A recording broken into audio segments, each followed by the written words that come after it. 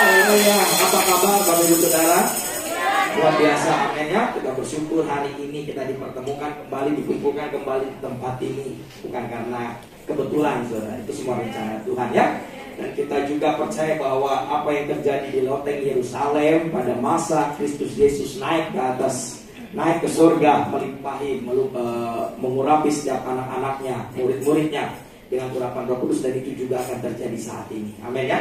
Kita mendengar pesan firman Tuhan. Saya ingin menyampaikan tentang lawatan Roh Kudus Pentakosta. Sama-sama katakan Pentakosta. Kurang dahsyat. Sama-sama katakan Pentakosta. Lebih dahsyat lagi, Pentakosta. Beri tepuk tangan yang meriah untuk kita. Boleh pujian, terima kasih. Api Pentakosta menyala, api Pentakosta menyala, api Pentakosta menyala, api Pentakosta menyala, api Pentakosta menyala,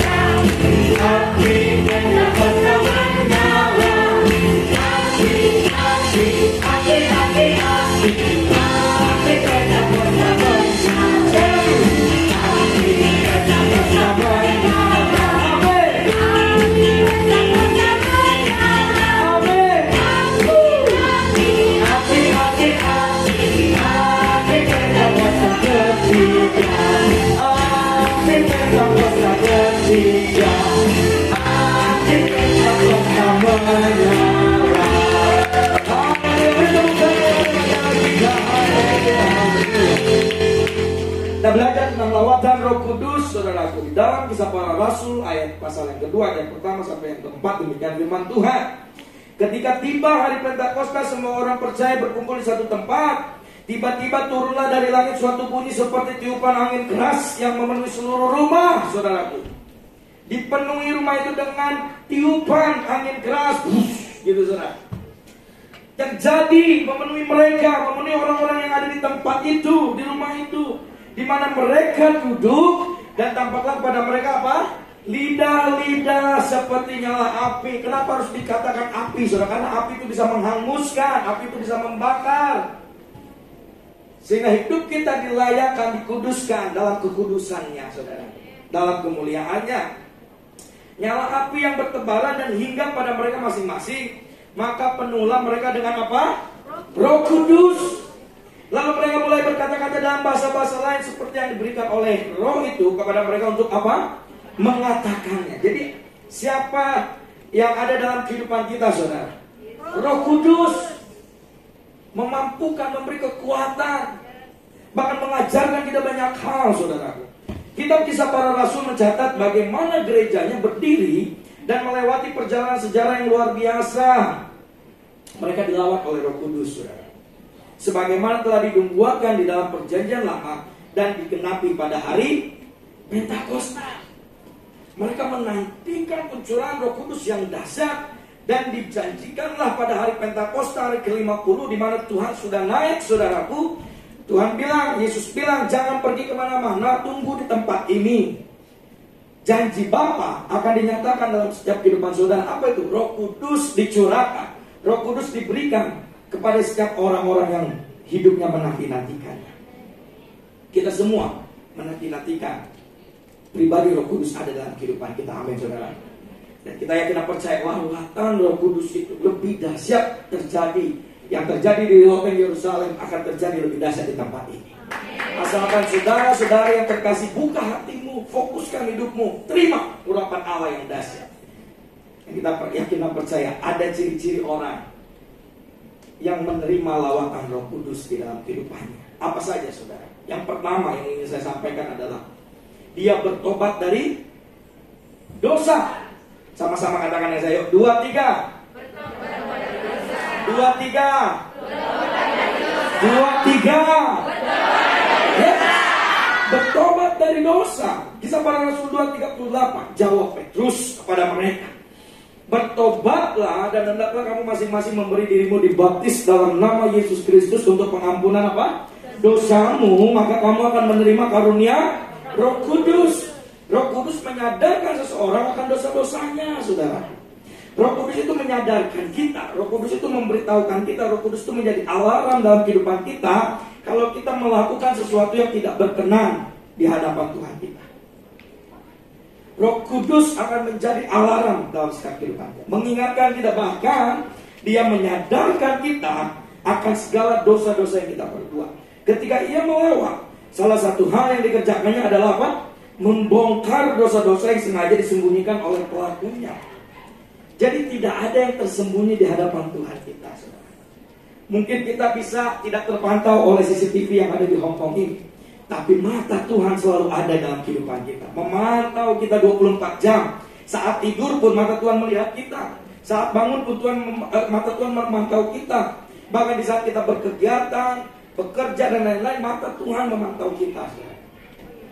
Bagaimana Tuhan terus memantau setiap kehidupan kita, sehingga tidak ada satupun yang dapat disembunyikan di dalam kemuliaannya. Roh Kudus menyadarkan, membongkar dalam kalimat positif, saudara. Membongkar itu bukan untuk menunjukkan kepada bangsa-bangsa atau orang-orang sekitar tentang dosa kita, tapi membongkar agar kita menyadari bahwa itu tidak berkenan di hadapan Allah kita. Perlu, saudara. Jadi ciri yang pertama orang mengalami lawatan Roh Kudus adalah dia bertobat dari dosa. Jadi dia menyesali segala apa yang dia sudah kerjakan. Bukankah upah dosa adalah maut? Bila sesuatu hal yang salah kita terus lakukan menjadi buahnya adalah buah maut, saudaraku. Bukankah itu semua tidak berkenan di hadapan Tuhan kita? Bukankah dosa adalah kekejian di hadapan Allah kita? Sesuatu yang tidak menyenangkan hati Tuhan. Kalau kita sudah tahu itu, Roh Kudus akan menyadarkan, Roh Kudus akan membawa, dan Roh Kudus akan memampukan kita untuk tidak lagi tinggal dalam dosa. Amin, saudara. Kita bisa berkata tidak pada dosa kalau Roh Kudus ada dalam kehidupan. Kita tidak lagi bernego, tidak ada kebohongan untuk kebaikan, saudara. Bohong pasti semuanya sudah buruk, saudara. Isinya pasti sesuatu yang tidak baik dan tidak benar. Pasti hasilnya pun akan tidak baik dan tidak benar. Itu yang pertama, saudara. Ciri yang kedua adalah bertekun dalam firman. Apa, saudara? 2, 3. Bertekun dalam firman. 2, 3. Bertekun dalam firman. Yes. Lihat, perhatikan Kisah Para Rasul 2 ayat 42. Ciri orang yang mengalami lawatan Roh Kudus. Mereka bertekun dalam pengajaran rasul-rasul dan dalam persekutuan. Seseorang yang dilawat Roh Kudus akan terlihat nyata menjadi orang yang semakin apa? Mencintai firman-Nya. Mereka dengan kesadaran akan merenungkan firman itu siang dan malam dalam hidupnya. Makanya ada pujian ini berkata, saudara. Ada pujian berkata, ku renungkan firman-Mu siang dan malam, ku pegang perintah-Mu dan ku lakukan. Engkau tahu ya Tuhan, tujuan hidupku hanyalah apa, saudara? Hanyalah untuk menyenangkan hati-Mu. Tujuannya apa, saudara? Hanyalah untuk apa? Menyenangkan hati-Mu. Bukankah hidup kita hidup yang menyenangkan hati Tuhan, saudara? Bukankah selalu kita melakukan segala aktivitas pekerjaan apapun itu untuk menyenangkan hati Tuhan? Bukankah Kolose 3:23 berkata, apapun yang kamu perbuat, saudaraku, perbuatlah itu semua untuk Tuhan, bukan untuk manusia. Karena untuk manusia kita terbatas, ada untung rugi. Kalau kita sudah melakukan yang baik, yang harus dibalas dengan baik juga. Tapi kalau kita untuk Tuhan, apa yang mau kita balas budi, saudara? Apa yang mau kita tuntut dari Tuhan kita? Nyawanya sudah diberikan, darahnya sudah tercurah bagi kita semua. Makanya lakukan semuanya untuk Tuhan, saudara. Jika kita benar-benar percaya kepada Tuhan Yesus, tentunya kita akan mentaati semua perintah dan firman-Nya. Alkitab Perjanjian Lama dan Perjanjian Baru adalah firman Allah yang diilhamkan oleh Roh Kudus. Ini juga Tuhan, ini juga pernyataan yang dipercaya oleh kita semua, gereja Tuhan, gereja Bethel Indonesia, dan tertuang di dalam pengakuan iman gereja Bethel Indonesia, saudara. Gereja Tuhan, bahkan seluruh gereja Tuhan percaya bahwa firman Allah, firman Alkitab adalah firman Allah yang diilhamkan kepada setiap hamba-hambanya, para rasul, untuk dituliskan dan menjadi peneguhan dalam setiap kehidupan kita. Kenapa, saudara? Yang pertama, karena firman Tuhan memiliki kuasa. Sama-sama katakan, firman Tuhan memiliki kuasa. Firman Tuhan memiliki kuasa. Yes, firman Tuhan memiliki kuasa yang mampu meruntuhkan setiap tembok-tembok pertahanan tradisi, falsafah, dan cara berpikir manusia yang menghambat karya keselamatan Kristus diberitakan. Bukankah iman itu timbul dari pendengaran? Pendengaran akan firman Tuhan. Kalau kita tidak pernah baca firman Tuhan dan mendengar firman Tuhan, bagaimana iman itu timbul? Iman itu bangkit, iman itu tumbuh dalam kehidupan kita, saudara. Saya pernah mengalami sedikit kesaksian, saudara. Ya, waktu saya melayani di daerah pedalaman Kalimantan Barat. Nanti saudara ada di sini yang dari Kalimantan Barat, kita bisa ngulik tempat gitu, saudara. Ya. Saya masuk ke pedalaman cukup jauh, saudara, dari kota Pontianak. Mungkin sampai ke tempat itu 7 jam dengan perjalanan. Ya, kita tahu Kalimantan Barat ya, jalannya agak naik turun. Ada lubang sedikit ya, lubang-lubang cinta lah itu, saudara ya. Jadi yang jatuh ya cinta mencium aspal gitu maksudnya. Saking cintanya ke tanah air Indonesia gitu. Jadi saya datang, saudara, tiba-tiba saya melayani satu orang tua, sudah tua sekali. Dia sudah mungkin bisa dikatakan sudah sebenarnya sudah tidak berdaya, sudah mau meninggal gitu. Tapi karena dia sudah pegang, dia punya ilmu, dia pegang kuat sekali ilmunya. Tiba-tiba saudara dia susah untuk mati. Cuma gitu doang. Itu pokoknya udah pasti mati lagi gitu, saudara. Karena dia cuma tinggal, karena mungkin ada ilmu yang menahannya atau apalah itu namanya. Waktu saya diundang dan saya berdoa, saudara, saya bilang, dalam nama Yesus saya injili, terima Yesus ya Bu, percaya Yesus ya, dan ditranslate pastinya, karena saya dalam pedalaman pastinya bahasa Dayak gitu, dan Dayaknya itu kan berbeda-beda. Kalimantan itu sangat bagus sekali, saudara. Jadi Kalimantan Barat sama Kalimantan Tengah itu berbeda bahasa Dayaknya.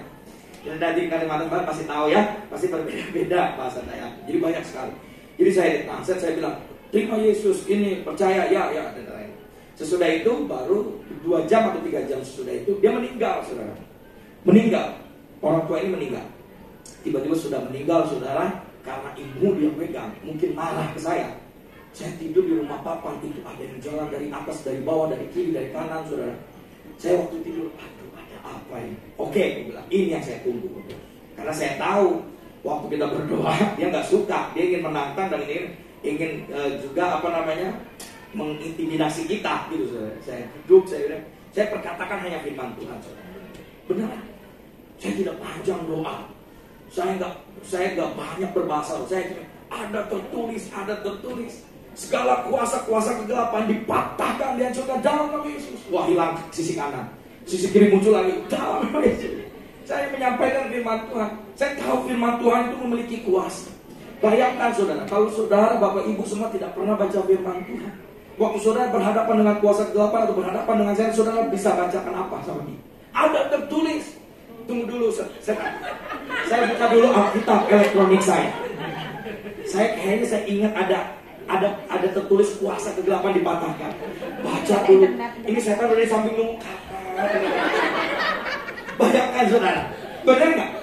Kita pernah berpikir kan? Kalau kita jarang baca firman Tuhan, dalam Nabi ada tertulis Matius 28 ayat 11. Marilah datang kepadaku yang letih lesu. Ini setan apa hubungannya? Masih mending itu. Kalau Matius, berbahagialah orang yang berduka cita dalam Kristus. Apa hubungannya? Kalau kita sering baca firman Tuhan, karena firman Tuhan itu memiliki kuasa, saudara. Kita menangkal, kita melawan mereka juga dengan kuasa yang dahsyat. Amin, saudara. Kita perkatakan firman Tuhan. Jadi penting baca firman Tuhan setiap hari, setiap waktu. Gampang sekali sekarang firman Tuhan. Gak usah bawa apa, saudara? Gak usah bawa Bible toh. Saudara bisa di handphone. Mungkin betul tantangannya lebih banyak, karena sesudah itu ada notif WA langsung ke WA. Ayat 1 belum beres, saudara. Masih salam dari Paulus. Tiba-tiba ada WA dulu deh. Sampai dia lupa salam dari Paulus tadi di mana. Betul atau betul, saudara? Masih mending WA, kalau Facebook banyak videonya kan. Sampai dia lupa mau tidur. Tadi saya baca firman Tuhan mana ya? Itu, saudara. Tapi ya betul, tantangannya banyak. Tapi bisa kita gunakan kecanggihan yang ada gitu ya, saudara, untuk memudahkan kita. Kan repot juga, saudara, mungkin ya bawa Bible-nya yang besar atau kita penuntun yang gede gitu, saudara. Ya kan repot juga bawa tas tiba-tiba. Terus kita baca di kafe, Starbucks, cuma buka Bible yang besar gitu. Orang Starbucks langsung bilang, perlu wifi nggak? Ya maksudnya disimpelkan dia ambil di internet gitu loh. Itu saudara, firman Tuhan itu memiliki kuasa saudara. Itu yang pertama. Yang kedua, kita harus mentaati firman Tuhan. Kenapa? Semua isi firman Tuhan itu dilakukan oleh Allah. Oleh karena itu kita harus mentaatinya. Berikut ini ada alasan mengapa kita harus mentaati firman Tuhan. Yang pertama, firman Tuhan itu adalah firman Allah. Amin saudara. Firman Allah itu adalah Allah itu sendiri. Jadi kita memperkatakan perkataan Allah sendiri saudara. Waktu kita menghadapi banyak hal yang ada tertulis Tuhan Yesus waktu dicobai, dia hanya berkata ada tertulis, ada tertulis, ada tertulis. Dia dicobai loh saudara. Tapi dia bilang ada tertulis, ada tertulis, ada tertulis, karena Yesus firman itu. Makanya dia katakan ada tertulis. Jadi saudara kalau mengalami cobaan, mengalami ada kuasa kegelapan dan lain, katakan ada tertulis. Tapi jangan sampai saudara searching dulu baru ada tertulis. Jadi harus pelajari baca firman Tuhan. Baru ada tertulis segala kuasa, segala kutuk, segala apa dipatahkan dalam nama Yesus. Darah Yesus menyucikan, darah Yesus menguduskan gitu saudara. Amin ya. Yang kedua adalah firman itu membimbing kehidupan orang percaya. Yang ketiga adalah firman itu memperbesar iman kita. Jadi firman Allah adalah Allah itu sendiri. Firman membimbing kehidupan orang percaya. Firman memperbesar iman kita, saudara. Tadi saya sampaikan di awal. Iman itu timbul dari pendengaran. Pendengaran akan firman Tuhan. Kalau kita tidak pernah mendengar firman Tuhan, iman kita hanya iman kecil, saudara. Iman yang dapat diombang-ambing oleh badai. Iman yang dapat diombang-ambing oleh keadaan. Iman yang dapat diombang-ambing oleh ajaran-ajaran yang lain. Iman yang dapat diombang-ambing dengan hal-hal yang tidak tentu, saudara. Tapi kalau kita baca firman, iman itu tumbuh seperti biji sesawi. Dia menjadi salah satu sayuran yang dia besarnya bisa seperti pohon. Makanya dikatakan iman sebesar biji sesawi. Jangan bijinya saja saudara fokus, tapi pertumbuhan biji sesawi itu dia akan besar. Dia sayuran terbesar dan besarnya bisa seperti pohon. Makanya dikatakan iman sebesar biji sesawi, tapi proses dan pertumbuhannya harus engkau miliki dan harus terjadi dalam kehidupan. Itu saudara. Jangan puas dengan sesuatu hal yang udah saya percaya Yesus, wes pokoknya masuk surga dan no saudara, kemauan kerjakan keselamatanmu. Waktu kau sudah diselamatkan, buktikan bahwa hidupmu sudah menerima keselamatan yang mahal itu, keselamatan yang Tuhan berikan itu dalam setiap kehidupan saudara. Amin saudara. Amin. Percaya ya bahwa firman, pembaca, pendengar firman Tuhan akan menumbuhkan, membawa iman kita berkembang, bertumbuh. Bahkan kita bisa melewati segala badai, segala problema. Karena kita tetap, mata kita terfokus kepada Tuhan. Dan firman membuat kita apa? Bertumbuh ke arah Kristus, keserupaan dengan Yesus Kristus. Jadi kalau kita baca firman itu, percaya saudara ya. Lihat, kalau saudara sering baca firman pasti awet muda. Bapak ibu saudara lihat saya kan awet muda kan? Nggak ada fitnah antara kita kan? Bisa bikin awet muda. Maksudnya itu apa? Berceria, happy, sukacita, saudara. Kan makanya hati yang gembira adalah obat. Ini orang Kristen bagusnya lagunya. Yang manjur, sukacita, Itu saudara, baca firman itu membuat raut muka kita ini bersukacita, gembira, damai, gitu saudara. Karena kita terus membaca firman Tuhan. Daripada kita baca ramalan bintang, ya kan? Bulan saya lahir November, Sagittarius, mana Sagittarius? Keuangan menurun, rumah tangga rusak. Saya belum berumah tangga. Daripada baca gitu saudaraku ya, ini baca firman, hidup firman Tuhan. Firman Tuhan akan mengajar kita banyak hal, haleluya. Jadi firman Tuhan akan membawa kita ke arah Kristus, saudara. Dan yang terakhir, yang ketiga adalah, yang ingin saya sampaikan, cirinya adalah bersekutu dengan sesama. Amin saudara. Yuk sama-sama katakan 2, 3, bersekutu dengan sesama. 2, 3. Yes, saudara. Kisah para Rasul 2:46, dengan bertekun dan dengan sehati mereka berkumpul tiap-tiap hari dalam bait Allah. Ini ciri sesudah mereka dilawat Roh Kudus. Waktu api membakar mereka, lidah-lidah api membakar mereka, mengurapi, memenuhi setiap kehidupan mereka. Mereka katakan ini, dengan bertekun dan dengan sehati mereka berkumpul tiap-tiap hari dalam bait Allah. Jadi kerinduannya adalah lebih baik satu hari di pelataranmu daripada 1000 hari di tempat lain. Benar nggak saudara? Saya pernah mendapat status gini, healing terbaik itu bukan naik gunung, naik sungai dan lain-lain saudara. Naik gunung, naik sungai. Ternyata masih ada yang fokus saudara. Naik gunung, naik sungai, ada yang protes naik sungai. Healing terbaik itu berdiam dalam hadirat Tuhan, berdoa, menyembah Dia. Wah, saudara. Saya tuh paling senang kalau pokoknya udah memuji menyembah Tuhan tuh nggak tahu saudara. Saya mau tampung pakai tarpal, pakai apa nggak bisa, air mata memang pasti mengalir gitu. Karena dia tutup-tutupi, aduh udah bengkak atau apa. Cantik kok, ganteng kok kita. Amin saudara. Orang serupa kok segambar. Coba lihat kiri kanan, bukan cantik-cantik dan ganteng. Iya. Kita serupa dan segambar seperti Kristus Yesus. Bayangkan kita diciptakan sempurna, perfect.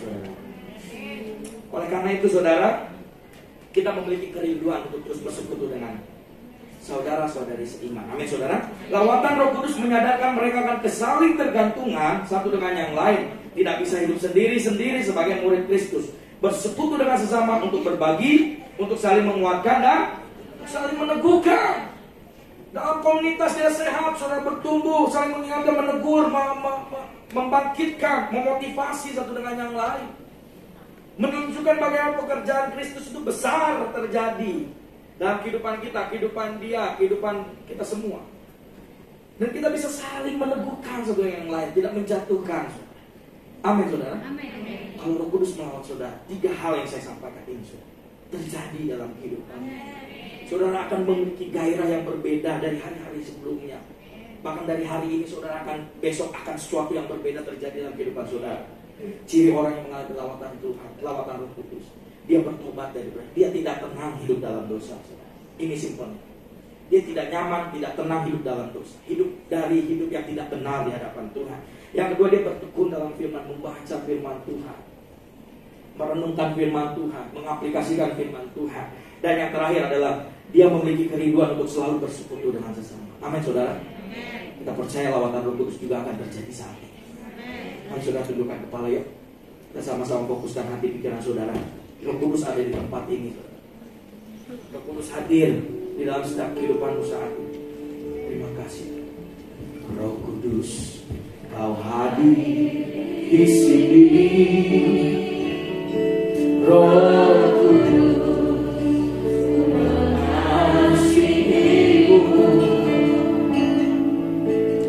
Kau lembut, Kau manis, Kau menghiburku, penolongku, diutus Bapakku. Roh Kudus, Roh Kudus, Kau hadir di sini.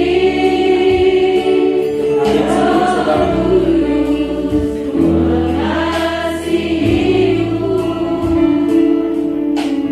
Kau lembut, Kau manis, Kau menghiburku, penolongku, diutus Bapakku. Oh, bukan untuk Kau. Mari saudara saya ajak bangkit berdiri di tempat saudara masing-masing. Menyembahmu Yesus. Oh, jangan kami, penuhi kami dengan kuasa Allah-Maha. Boleh musik memainkan pujian ini saudara. Yuk kita sama-sama berdiam dalam hadirat Tuhan. Roh Kudus ada di tempat ini saudara. Dia ada dalam hidupmu, dia ada dalam hatimu. Buka hatimu saudara. Biarkan Roh Kudus menguasai engkau, melawat kehidupanmu, melawat hidupmu saat ini. Terima kasih ya Tuhan. Oh Jesus, terima kasih. Nikmati hadiratnya saudara. Oh, saya rindu Bapak Ibu Saudara yang rindu untuk didoakan, boleh maju ke depan. Saya rindu mendoakan Bapak Ibu Saudara. Buka hatimu saudara. Terima berkat Tuhan, lawatan Tuhan. Yang rindu untuk didoakan maju ke depan saudara.